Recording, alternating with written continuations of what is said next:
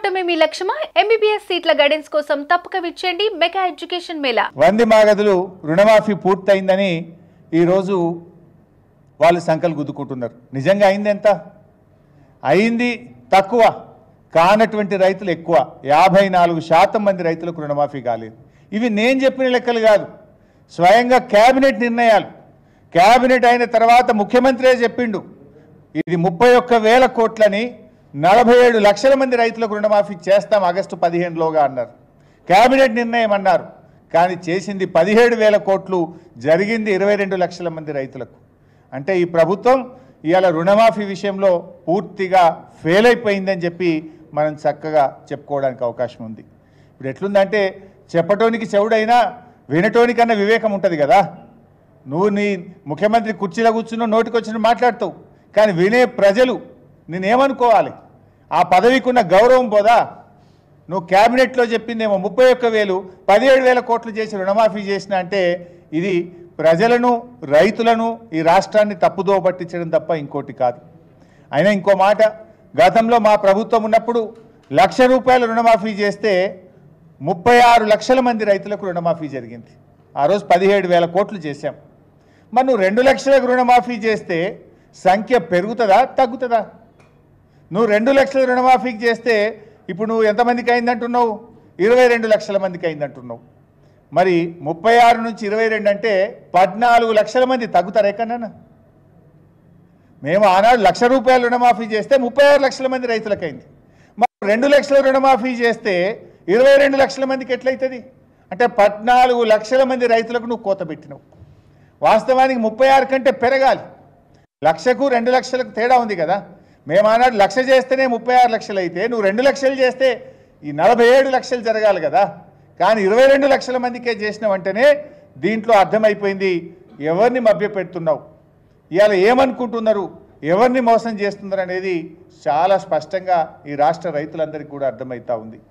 పట్టబగలు నట్టనడి బజార్లో ఇవాళ నిట్ట నిలువున రైతుల్ని ముంచి పరేషాన్ చేస్తున్నావు. నువ్వు నిజంగానే రుణమాఫీ అయిందనుకుంటున్నావా? ఒకవేళ రేవంత్ రెడ్డి గారికి నేను సవాల్ విసురుతున్నా, నిజంగా సంపూర్ణంగా రైతు రుణమాఫీ పూర్తయిందంటే నువ్వే చెప్పు, ప్లేస్ చెప్పు, డేట్ చెప్పు, టైం చెప్పు, ఏ జిల్లాకు పోదాం, ఏ మండలానికి పోదాం, ఏ గ్రామానికి పోదాం, నువ్వు చెప్పు, నేను వస్తా. నా నియోజకవర్గానికి వస్తావా, నీ నియోజకవర్గానికి పోదామా, రాష్ట్రంలో ఎక్కడ పోదామో నువ్వే డిసైడ్ చేయి. అక్కడనే పోయి ఆ ఊర్లో రైతులను అడుగుదాం, కుల్లా రుణమాఫీ అయిందో కాలేదో తేల్చేద్దాం.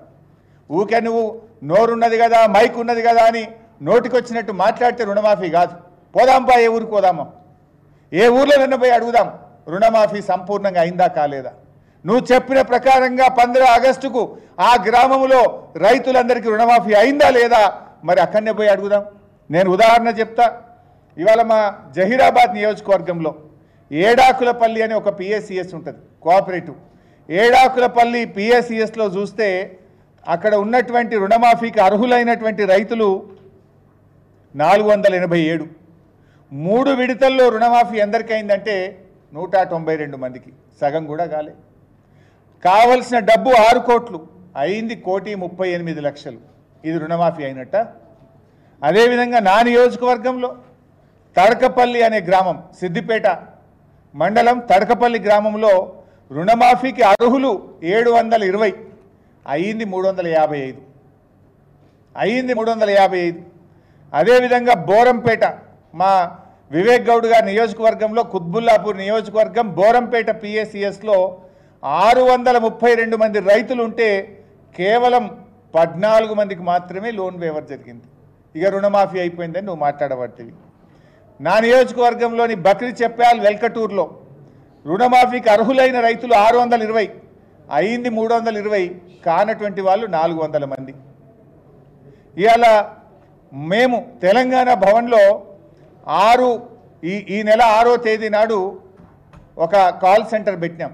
రుణమాఫీ కానటువంటి రైతులు తెలంగాణ భవన్కు మీరు వాట్సాప్ మెసేజ్ చేయండి, ఫోన్ చేయండి అంటే మాకు వచ్చిన సంఖ్య 116,441 ఫోన్లు వచ్చినాయి. ఒక్క తెలంగాణ భవన్కు వచ్చిన సంఖ్య 1,16,441. మాకు రుణమాఫీ కాలేదు అని తెలంగాణ భవన్కు రైతులు ఫోన్ చేసినారు.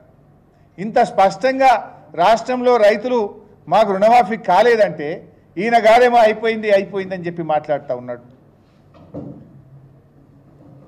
ఇవాళ రేవంత్ రెడ్డి గారు ఆయన మాట్లాడేది ఏంటంటే ఎంతసేపు మా మీద మాట్లాడే ప్రయత్నం చేస్తున్నాడు, నన్ను వ్యక్తిగతంగా నిందించే ప్రయత్నం చేస్తున్నాడు. నీ చరిత్ర ఏందో నా చరిత్ర ఏందో రాష్ట్ర ప్రజలకు తెలియదా? నేను నీలాగా మాట తప్పిటోని కాదు. ఏమన్నావు వెనకట, నువ్వు కొడంగల్లో ఓడిపోతే రాజకీయ సన్యాసం తీసుకుంటా అన్నావు. ఓడిపోలేదా నువ్వు? రాజకీయ సన్యాసం తీసుకున్నావా నువ్వు? మాట తప్పిన చరిత్ర నీకున్నది. కానీ అదే మేము మాట మీద నిలబడ్డ చరిత్ర, తెలంగాణ ఉద్యమం నుంచి వచ్చినటువంటి వాళ్ళం, ప్రజల కోసం తెలంగాణ రాష్ట్రం కోసం 2 సార్లు ఎమ్మెల్యే పదవికి, ఒకసారి రాష్ట్ర మంత్రి పదవికి మా నాయకుడు కేసీఆర్ చెప్తే రాజీనామా చేసిన చరిత్ర నాకు మా పార్టీకి ఉన్నది. నువ్వేమో చంద్రబాబు సంకల జొర్రి రైఫిల్ పట్టుకొని ఆనాడు తెలంగాణ ప్రజల మీదకి బయలుదేరిన చరిత్ర నీది. అదే తెలంగాణ ప్రజల కోసం రాజీనామా చేసిన చరిత్ర నాది. ఇవాళ రుణమాఫీ చేసినా రాజీనామా చేయని రంకెలేస్తున్నావు రేవంత్ రెడ్డి గారు. నేను నీకు స్పష్టంగా ఆ రోజు నా సవాల్, మీరందరూ కూడా మీరే సాక్ష్యం, గన్ పార్కులో అసెంబ్లీ ముందు అమరవీరుల స్తూపం దగ్గర నేను చాలా స్పష్టంగా చెప్పిన ఆ రోజు కావాలంటే రిజిగ్నేషన్ లెటర్ కూడా ఆ రోజు ఇచ్చిన కాపీ మీ అందరి దగ్గర ఉంది, మళ్ళీ కూడా ఇస్తా మీకు. ఆ రోజు చాలా స్పష్టంగా చెప్పిన 15 ఆగస్టు లోపు రుణమాఫీ సంపూర్ణంగా చేయాలని, 6 గ్యారంటీల్లో ఉన్న 13 హామీలను సంపూర్ణంగా చేయండి, నేను నా పదవి వదులుకోవడానికి సిద్ధంగా ఉన్నా అని చెప్పిన. రాష్ట్ర ప్రజల కంటే రైతుల కంటే నా పదవి నాకు ముఖ్యం కాదు అని చెప్పిన. కానీ జరిగిందేంది? 6 గ్యారంటీల సంగతి పక్కన పెట్టు, రుణమాఫీని కూడా నువ్వు పూర్తిగా చేయలేదు, అడ్డంగా దొరికిపోయినావు నువ్వు. సుమన్ టీవీలో మీ పర్సనల్ అండ్ బిజినెస్ ప్రమోషన్స్ కోసం కింది నెంబర్కి కాంటాక్ట్ చేయండి.